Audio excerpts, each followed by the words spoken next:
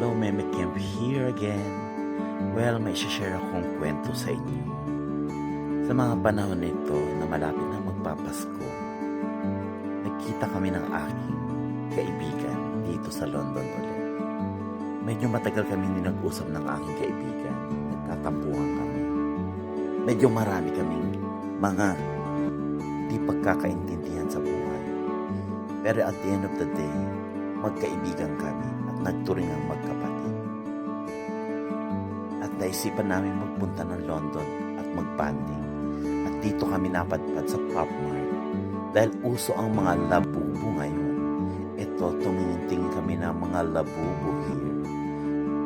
At dito nga kami napadpad sa labubo na usong-uso ngayon. Mga laruan. Ewan ko ba ba't nauuso ito. Pagdating namin dito sa Pop Mart, halos wala na kami makita ng labubo dahil out of stock ang silang lahat.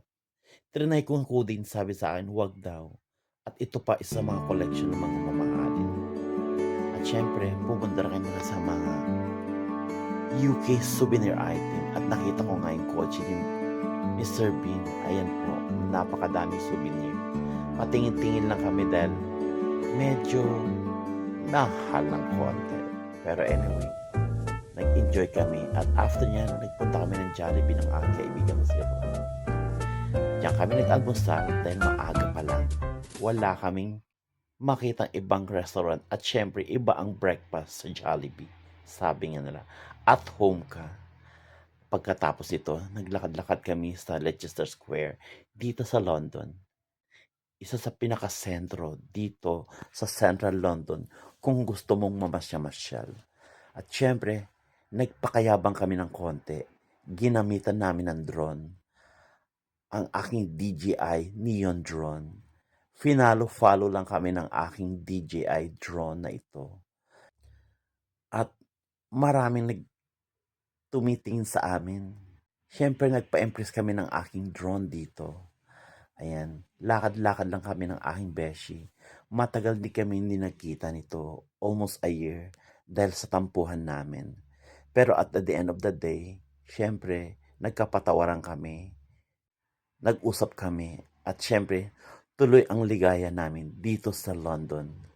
Dahil mahilig kaming parehong rumampa dito sa London. Nakita mo yung mga bag namin na yan.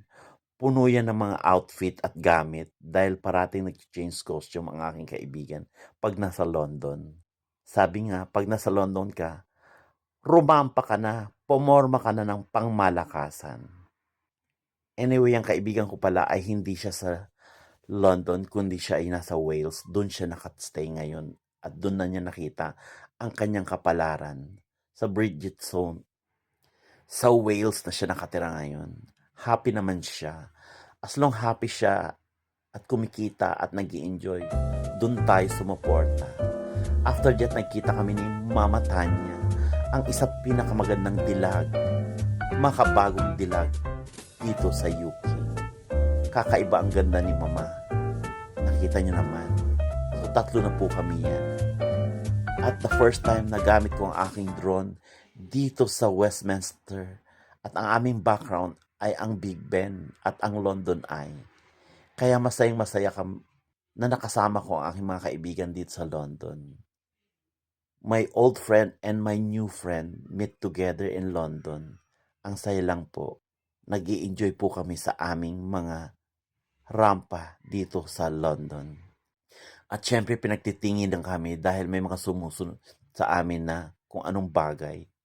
Drone lang pala itong sumusunod sa amin. Sabi ko nga, may stalker kami. Joke lang.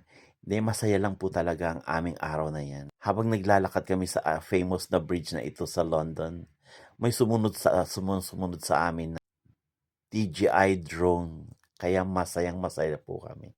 First time ko rin maglakad ng ganito dito sa bridge na ito dito sa Westminster Abbey. Masasabi ko lang na talagang panalo ang drone ko dahil napalipad ko siya for the first time dito sa area na ito. Ang sarap lang ng feeling dahil dati pinangarap ko lang maglakad na sinusundan ako dito. Pero ngayon ito na, ang aking DJI Neon drone pa ang sumunod-sunod sa amin. Kaya hindi na ako nahirapan pa na mag-video sa aming paglalakad. Para kaming may stalker camera. Kaya super enjoy kaming araw na yan. Itong mga ganitong mga memory ay hindi na mauulit. Kaya treasure na namin at in-enjoy ang moment na ito. Kaya nga meme camp happiness tayo. Let's celebrate positive, happy memory. Bawal ang stress, sabi nga ni Meme Camp. At habang kami naglalakad dito sa bridge na ito, nakita ko tong London 360 camera. Matagal ko na nakikita to sa TikTok. Kaya sabi ko, let's go. Pila tayo, mag-try tayo. Isa sa mga bucket list ko to talaga na gawin sa London. Kaya ayan, nag-try kami sa halagang 10 pounds each person.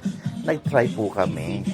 Nag-enjoy lang po kami. Wala po kaming pakialam kung ano man ang sabihin nila. Basta kami nag-enjoy lang kami. Yan po, paikot-ikot lang po. Kaya nga po 316 camera po siya. At ang result nito, mamaya ipapakita ko sa inyo. At sinubukan ko na nga. Ito po ang result ng 360 camera. Paikot-ikot lang po siya with the tune of your favorite song. Siyempre, ang uso ngayon ang aking pinatugtog.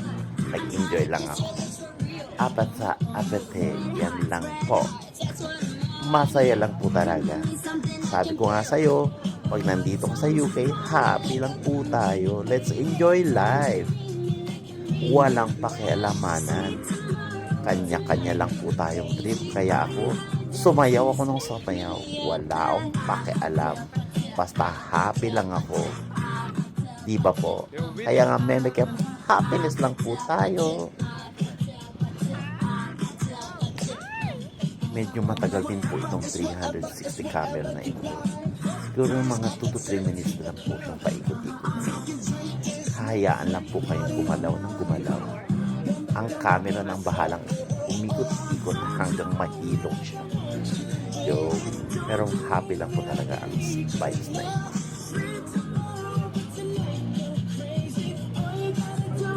Sulit naman ang 10 pounds mo pag nagawa mo na to. Ano ba naman yung pera? Ikaliligaya mo, diba? Tsaka minsan lang naman to, kaya pagbigyan nyo na po ako sa aking mga hiling. Pagkatapos po nito, kaming tatlo na. Ayan, in-enjoy lang po namin ang aming 360 camera. Nag-enjoy lang po talaga kami. Nakakahilo siya in fairness, pero happy lang, saya lang po talaga. Para kaming mga bata na inikot-ikot.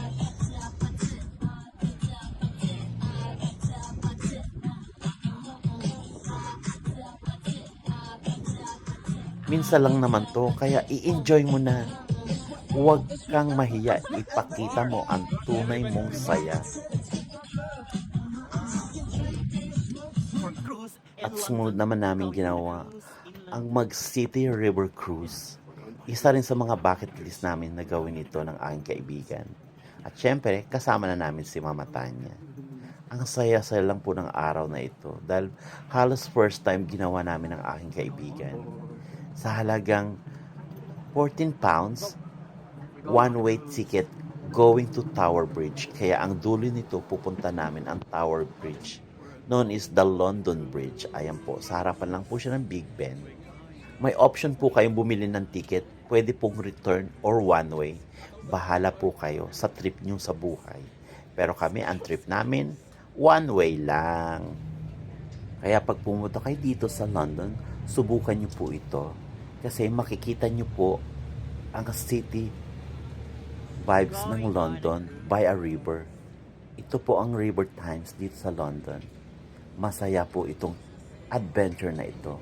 Dahil makikita mong mga iconic na mga landmark dito sa paligid ng Thames River. Kaya mag-i-enjoy po kayo tulad niyang London Eye na yan. Isa sa mga the best po talagang gawin po ito. Ito mag-river cruise sa Thames River na ito. Dahil makikita mo talaga ang mga iconic na mga landmark dito. At syempre, dahil nga riverboat, cruise, marami ka nang makikitang magagandang tanawin. Hindi ko alam kung ilang tulay yan, pero at the end of this cruise, yan po ang London Bridge, ang aming pinunta dyan. Yun po ang pinakadulo ng cruise na ito. Kilala yan as London Bridge, pero ang totoong tawag dyan ay Tower Bridge. Kaya nang dumating kami dyan, moment na kami, picture-picture na kami dyan. At kasama na namin si Mama Tanya. Hindi siya sumama sa labas dahil malamig, doon siya sa baba pumesto. At nang malapit na kami, syempre, umakyat na siya para makita niya rin ang view. After nito, bumaba na kami at pumunta na kami sa Tower Bridge or Tower Hill dito sa London. Naglakad-lakad kami at syempre ang aking kaibigan hindi na naman mapakali dahil kailangan niya mag-pictorials dito dahil paborito niyang spot ito, area na to, lalo na ang background ay ang London Bridge. Kaya ayan, ginawa na naman kaming photographer ng aking beshi. Pero okay lang, support lang ako sa aking beshi. Si Mama Tanya ang kanyang photographer ngayon. Ayan, pumesto na siya. Ganyan po talagang aking beshi. Maraming outfit, change outfit dito sa London. Nag-enjoy lang po talaga kami. Another one good memory here in London with my friend. Sana tuloy-tuloy na itong aming pagbabate. Ganito naman talaga ang pagkakaibigan. Hindi maiwasan ang magtampuhan. Parang aso't pusa lang. Pero at the end of the day, kayo pa rin ang mag-uusap at mag-usap ng mga bagay-bagay ng pagkakasunduan nyo sa buhay. Ganyan talaga ang buhay. Sabi nga nila, no one is perfect, but you can make it perfect with you. Meme Kep here.